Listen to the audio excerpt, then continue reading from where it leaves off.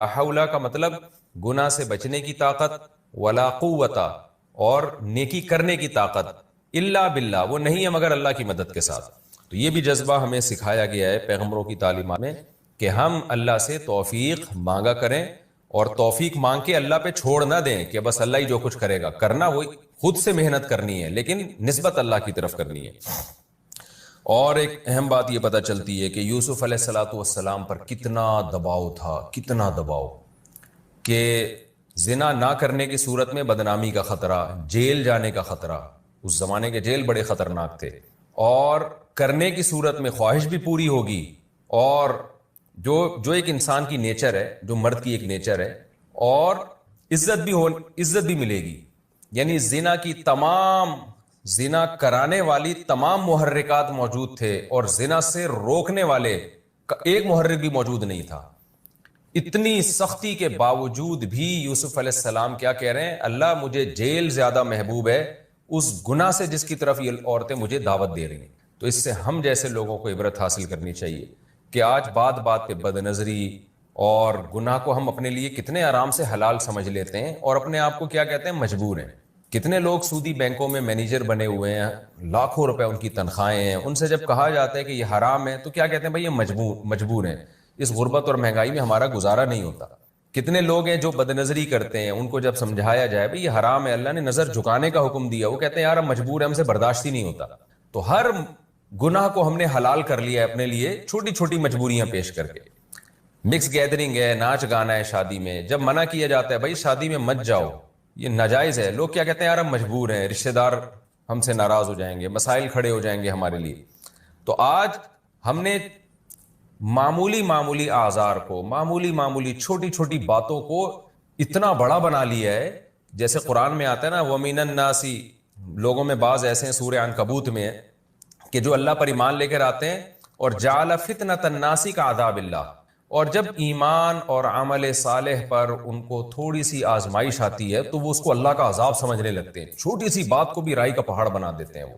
تو اس لیے ہمیں یوسف علیہ السلام کے اس واقعے سے سبق حاصل کرنا چاہیے کہ یہ ہمارے اعذار عند اللہ مقبول نہیں ہے۔ یوسف علیہ السلام سے زیادہ کوئی اس وقت معذور نہیں تھا کہ جب عزت جانے کا بھی خطرہ، اور جیل جانے کا خطرہ، اور ذہنی دباؤ اتنا، اور بھرپور جوانی ہے، اور پیغمبروں میں جو اللہ نے قوت رکھی ہوتی ہے وہ والی قوت ہے، ان تمام باتوں کے بارے میں اس کے سب کے باوجود وہ کہتے ہیں اللہ مجھے جیل زیادہ محبوب ہے۔ یہی ہمارا بھی جذبہ ہونا چاہیے، اور جب ہمارا گناہ سے بچنے کا یہ والا جذبہ ہوگا تو پھر حدیث میں آتا ہے، رسول اللہ صلی اللہ علیہ وسلم نے فرمایا ذاق طعم الایمان من رضی باللہ ربا وبالاسلام دینا وبمحمد صلی اللہ علیہ وسلم نبیا۔ وہ شخص ایمان کی مٹھاس چکھ لے گا جو اس پر راضی ہو گیا کہ میرا رب اللہ ہے، میرے پیغمبر محمد صلی اللہ علیہ وسلم ہے، اور میرا مذہب اسلام ہے۔ اس پہ ڈٹ جائے بس وہ کہ اب میں جو اسلام کے حکام ہے اس سے آگے پیچھے نہیں ہوں گا۔ تو آپ نے فرمایا اس کو دنیا میں اسلام کی مٹھاس محسوس ہوگی، اور جو بیچ میں لٹکا ہوا زندگی گزارتا ہے کبھی ادھر کبھی ادھر، اس کو اسلام کی مٹھاس محسوس نہیں ہوتی۔ تو یوسف علیہ السلام کے اس گناہ سے بچنے کے اس جذبے میں ہمارے لیے بھی بہت زیادہ عبرت کا سامان ہے۔ ہمارے لیے جو آزار، ہم جن عذروں کی، لڑکیاں شرعی پردہ نہیں کرتی کہ والدین ناراض ہو جائیں گے اور سسرال ناراض ہو جائے گا یا شادی میں مشکلات کھڑی ہو جائیں گی، تو یہ کوئی عذر نہیں۔ اللہ کا حکم سب سے پہلے، جیسے کہ یوسف علیہ السلام نے اس پر عمل کیا۔ چوتھی بات ہمیں یہ پتہ چلتی ہے کہ یوسف علیہ السلام گناہ سے بچنے کے لیے اپنی ذات پر اعتماد نہیں کر رہے، محض گناہ سے بچنے کی کوشش تو اتنی ہے کہ جیسے دروازوں کی طرف بھاگنا شروع کر دیا، اور یہاں بھی جب دباؤ ڈالا جا رہا ہے بچ رہے ہیں، لیکن دعائیں اللہ سے مانگ رہے ہیں، توفیق اللہ سے مانگ رہے ہیں تاکہ دل میں کبر پیدا نہ ہو۔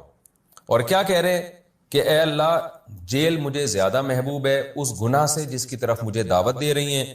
وَإِلَّا تَصْرِفْ عَنِّي كَيْدَهُنَّ، اگر تو ان کی تدبیر کو مجھ سے دور نہیں کر دے گا تو میں ان کی طرف مائل ہو جاؤں گا۔ تو یوسف علیہ السلام اپنے بارے میں گویا عاجزی کا اظہار کر رہے ہیں کہ گویا میرے لیے مجھ میں تو گناہ سے بچنے کی طاقت نہیں ہے، حالانکہ پوری کوشش کر رہے ہیں بچنے کی، لیکن اعتراف کیا کر رہے ہیں؟ مجھ میں طاقت نہیں ہے، اللہ تو مجھے توفیق دے گا تو میں بچ سکتا ہوں، ورنہ میں نہیں بچ سکتا۔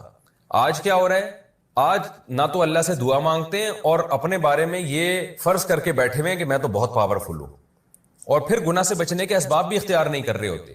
تو یہ شریعت کا مزاج ہے کہ آپ گناہ سے بچنے کے لیے اپنی پوری طاقت استعمال کر لیں، اور جو فرائض واجبات ہیں اس کو پورا کرنے کے لیے پورے کانفیڈنس کے ساتھ پوری طاقت استعمال کریں، تمام اسباب اختیار کریں، لیکن نظر آپ اللہ پہ رکھیں، اللہ میرے بس میں جو تھا میں نے کیا، لیکن اگر تیری توفیق شامل حال نہیں ہوگی تو میں تو نالائق ہوں، میں تو کمزور ہوں۔ تبھی یہ جو دعا ہے نا لا حول ولا قوت الا باللہ، یہ ہمیں کیوں مانگنے کا حکم ہے؟ لا حول کا مطلب گناہ سے بچنے کی طاقت، ولا قوت اور نیکی کرنے کی طاقت، الا باللہ وہ نہیں ہے مگر اللہ کی مدد کے ساتھ۔ تو یہ بھی جذبہ ہمیں سکھایا گیا ہے پیغمبروں کی تعلیمات میں کہ ہم اللہ سے توفیق مانگا کریں، اور توفیق مانگ کے اللہ پہ چھوڑ نہ دیں کہ بس اللہ ہی جو کچھ کرے گا، کرنا وہ خود سے محنت کرنی ہے لیکن نسبت اللہ کی طرف کرنی ہے۔ اور ایک اور نقطے کی بات یہ پتہ چلی کہ ثم بدا لهم من بعد ما رأوا الآیات لیسجننہ حتی حین، یوسف علیہ السلام گناہ سے بچے تو اس کے نتیجے میں جیل ملی ان کو۔ تو بعض دفعہ دنیا میں ایسا ہی ہوتا ہے کہ آپ شریعت پر عمل کرنا شروع کرتے ہو تو بجائے کامیابیوں کے ناکامیاں آنا شروع ہو جاتی ہیں۔ ایسے موقع پہ لوگوں کی چیخیں نکلتی ہیں کہ لو بھائی ہم تو اسلام پر آئے تھے، دین پر آئے تھے، بجائے اس کے کہ پریشانیاں ختم ہوتی پریشانیاں تو اور بڑھنا شروع ہو گئیں۔ تو ایسے موقع پہ ہمیں یہ سوچنا چاہیے کہ بھائی یہ پریشانی ایسے ہے جیسے یوسف کو جیل ملی تھی۔ تو یوسف علیہ السلام کو جیل جو ملی ہے تو اس میں اللہ نے آپ کو وہاں صبر کی بھی توفیق دی، اور وہ جیل پیش خیمہ بنی بہت بڑی ترقی کا۔ تو دین پر عمل کے نتیجے میں جب آزمائشیں آتی ہیں تو اللہ صبر کی بھی توفیق دیتا ہے اگر آپ صبر کرنا چاہو، اور پھر وہ آزمائشیں بہت بڑی ترقی کا ذریعہ بنتی ہیں۔ اگر ایسا ہونا شروع ہو جائے نا کہ ادھر دین پر عمل کیا ادھر پیسے آنا شروع ہو جائیں، عزت اور شہرت ملنا شروع ہو جائے، پھر تو ہر آدمی چلنا شروع کر دے۔ تو بعض دفعہ ایسے ہوتا ہے دین پر آنے کے نتیجے میں وقتی طور پر آزمائشیں آتی ہیں، تو ایسے موقع پہ یہ کہنا کہ یہ دیکھو اللہ تعالیٰ سے شکایتیں شروع کر دینا، یہ نیک لوگوں کا کام نہیں ہوتا۔ اور دوسری بات یہ بھی ہمیشہ ایسا نہیں ہوتا، بعض دفعہ آپ دین پہ چلنا شروع ہوتے ہو تو پھر کوئی آزمائش نہیں آتی بلکہ پریشانیاں فوری ختم ہونا شروع ہو جاتی ہیں۔ یہ بھی اللہ تعالیٰ بعض لوگوں کے ساتھ کرتے ہیں کہ آپ نے دین پر عمل کرنا شروع کیا، اللہ نے ترقی اور فتوحات کے دروازے کھول دیے، اور بعض دفعہ یہ بھی ہوتا ہے کہ وقتی طور پر آزمائشیں بڑھ جاتی ہیں۔ تو دونوں معاملات میں ہمیں مذہب کو تھامنا ہے، ہم نے دین سے پیچھے نہیں ہٹنا۔ پاگل ہو رہے ہیں نا ٹینشن سے، میرا گھر نہیں ہے، میرا یہ نہیں ہے، میرا وہ نہیں ہے۔ میرے بھائی دولت کا مقصد تو سکون ہوتا ہے، اگر یہی سکون دولت آپ سے چھین رہی ہے ایسی دولت کا کیا فائدہ؟ سکون سب سے بڑی نعمت ہے، اللہ کی تقدیر۔ یہ جو نفسیاتی ڈاکٹر ڈپریشن کا علاج کرتے ہیں نا، خدا کی قسم ان کے پاس ڈپریشن کا علاج نہیں ہے۔ ڈپریشن کا اور اسٹریس کا علاج صرف اور صرف قرآن کے پاس ہے، صرف اور صرف۔ تبھی میں نے نفسیاتی ڈاکٹر بھی خوش نہیں دیکھے، وہ بھی پاگل ہوتے ہیں، ان کو یہ ہوتا ہے مریض ہی نہیں آ رہا ہمارے پاس، اسی میں ڈپریشن کے جو ہے نا مریض بن جاتے ہیں، اور کوئی بندہ ہی نہیں آ رہا، اتنی تھوڑی فیس دی ہے اس میں، وہ اپنا علاج نہیں کر سکتا، تمہارا کہاں سے کرے گا؟ جب وہمی کا فون آتا ہے وہمیوں کا، تو میں ان کو مسائل کا جواب نہیں دیتا، کیونکہ وہمیوں کی باتیں سننے سے مجھے ڈر ہوتا ہے کہ میں بھی کہیں وہمی نہ ہو جاؤں۔ حضرت وہ وضو نہیں ہو رہا، حضرت وہ طلاق کا لفظ تو نہیں نکل گیا میرے دماغ میں، اور میں سوچتا رہتا ہوں، تو مجھے یہ ہوتا ہے کہ میرے دماغ میں بھی یہ بات نہ بیٹھ جائے۔ میں کہتا ہوں بھائی جلدی سے بھاگ جائے یار یہاں سے، بند کر یار، کسی ڈاکٹر کو دکھا جا کے، بیمار کرو ڈاکٹروں کرو نا، ہم جو نارمل لوگ ہیں ہمارے ہنسی خوشی زندگی گزارنے، ہمیں کیوں پریشان کر رہے ہو بھائی؟ تو کہاں سے کہاں بات چلی جاتی ہے، کیا بات کر رہا تھا میں، کیا بات کر رہا تھا؟ ہاں میں یہ بتا رہا تھا کہ دیکھو ڈپریشن کا جو اصل علاج ہے نا وہ ہے تقدیر پر رضا۔ سب سے بہترین علاج یہ ہے کہ اللہ کا جو معاملہ میرے ساتھ ہے میں اس پر راضی ہوں۔ وہ مجھے اگر غریب رکھنا چاہتا ہے میں غربت میں خوش ہوں، وہ اگر مجھے 1000 گز کا بنگلہ دینا چاہتا ہے تو میں اس میں خوش ہوں۔ حضرت حسن رضی اللہ تعالیٰ عنہ بہت زیادہ دولت مند تھے، اور حضرت حسن کے جو نانا تھے محمد صلی اللہ علیہ وسلم وہ بہت زیادہ مسکین تھے۔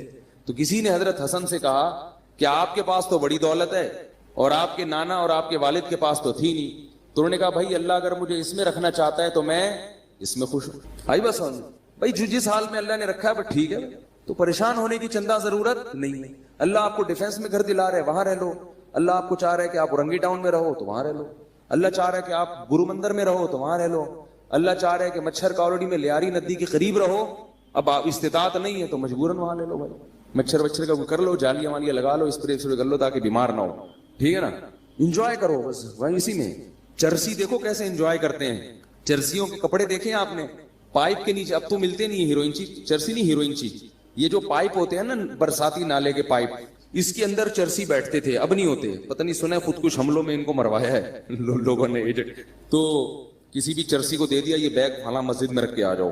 دہشت گردوں نے ان کو بڑا استعمال کیا ہے. اور تو ایک پڑیا پکڑا دی, پڑیا ملے گی, وہ بیچارہ پڑیا کے چکر میں خود بھی پھٹ گیا. یہ دہشت گردوں نے سنا ہے میں نے واللہ عالم کہ ہیروئنچیوں کو بہت استعمال کیا. تو ہیروئنچی جو تھے ہم جب بچپن میں دیکھتے تھے وہ برساتی نالوں کے اندر بیٹھے ہوتے تھے, برساتی نالوں کے اندر ہیروئنچی بیٹھے ہوتے تھے, اور منہ میں بھی ان کے پائپ ہوتا تھا. تو اس زمانے میں بچپن میں ایک ڈرامہ آیا تھا, میں نے توبہ کی بھی ہے, پرانی باتیں کبھی کبھی بتا دیتا ہوں. اس میں ایک ہیروئنچی کو گانا گاتے ہوئے دکھایا کہ وہ مست ہے ہیروئن میں, پی وی ہے, اس نے پائپ کے اندر بیٹھا ہوا ہے اور اس کے منہ میں بھی پائپ ہے جس میں چرس ہے. تو کہہ رہا ہے میں پائپ کے منہ میں ہوں, میرے منہ میں پائپ ہے. ٹھیک ہے, اسی کو انجوائے کر رہا ہے وہ. کہہ رہے یہ نعمت کس کے پاس ہوگی کہ پائپ کے منہ میں بھی ہو اور پائپ بھی اس کے منہ میں ہو. بھائی ایک ہی وقت میں ایک چیز منہ میں ہو سکتی ہے نا, یا تو آپ اس کے منہ میں یا وہ آپ کے منہ میں. لیکن کہہ رہے ہمارے ساتھ اللہ کی قدرت عجیب, میں پائپ کے اندر بیٹھا ہوں اور پائپ میرے اندر گھسا ہوا ہے. تو ایک ہیروئنچی سے کسی نے پوچھا, وہ بھی مست ایسے پڑا ہوا ہے نا خوش, تو اس ہیروئنچی سے کسی نے پوچھا کہ ہم نے سنا ہے کہ تم لوگ اتنے خوش ہوتے ہو پی کے کہ تم سمجھتے ہو کہ ہم چاند پہ پہنچ گئے ہیں. تو ہیروئنچی کہتا ہے تو ابھی کہاں بیٹھا ہوا ہوں میں. تو ہمارے حضرت فرمایا کرتے تھے جیسے یہ لوگ نشے میں دیوانے ہو جاتے ہیں اور سارے غم بھلا دیتے ہیں, تو مسلمان کو چاہیے کہ وہ اللہ کی محبت میں اسی طرح دیوانہ ہو جائے اور سارے غموں کو بھلا دے. بولے بھائی میرا مقصود, میرا مطلوب, میرا محبوب, میرا معبود صرف اللہ کی ذات ہے. مجھے جنت مطلوب ہے, یہاں مجھے 1000 گز کا بنگلہ نہ ملا, جھونپڑی میں گزارا کر لوں گا. جنت کے محلات مجھے ہر قیمت پہ چاہیے. یہاں مجھے کالی کلوٹی مل گئی. ایک بندہ آیا, میں میری بیوی بہت ہی بدصورت ہے, میں کیا کروں, پھنس گیا ہوں میں نے کہا صبر کرو, تم کون سا اتنے حسین ہو. ہمارے جو ہے نا ایک جامعہ میں ایک لڑکا تھا, اس کی شادی ہوئی تو ہمارے استاذ کے پاس آیا. اب اس کو شرم بھی آ رہی تھی کیونکہ استاذ تھے بڑے پیر و مرشد.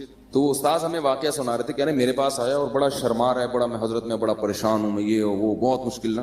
مجھے بتاؤ کیا بات ہے. اس نے کہا میری شادی ہوئی ہے, میں نے بغیر دیکھے کی اور مجھے بیوی پسند نہیں آ رہی, شکل بالکل بھی اچھی نہیں ہے. تو کہتے ہیں میں نے اس سے کہا کہ کبھی اپنی شکل دیکھی ہے آئینے میں, ٹھیک ہے نا.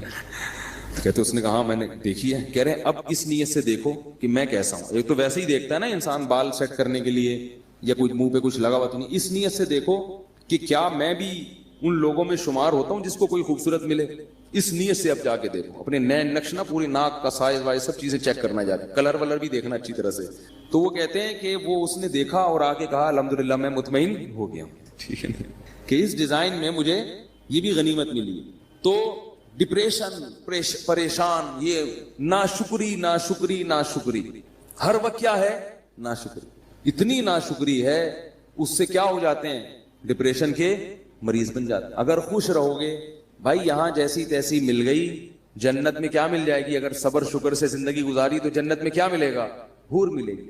جنت دنیا میں جو کچھ ملتا ہے نا ہم کو اور آپ کو, وہ اس میں ہماری محنت کا دخل نہیں ہوتا, اس میں تقدیر کا دخل زیادہ ہوتا. کیسے کیسے بدصورت لوگ ہیں, بہت خوبصورت عورتیں مل جاتی ہیں, کیسی کیسی بدصورت عورتیں ہیں, بہت خوبصورت شوہر مل جاتے ہیں. با اخلاق لوگوں کو بد اخلاق بیوی مل جاتی ہے, بد اخلاق کو با اخلاق. تو ایسے سارا سیٹ اپ چل رہا ہے. اور جنت کیا ہے, وہ تو اللہ نے نیک لوگوں کے لیے بنائی ہے, وہ تو ان کو تو اللہ نے اسپیشل حسن دیا ہے جنت کی حوروں کو. فرمایا مقصورات فی الخیام, خیموں میں بند کر دیا, تمہارے لیے بنایا گیا ان کو.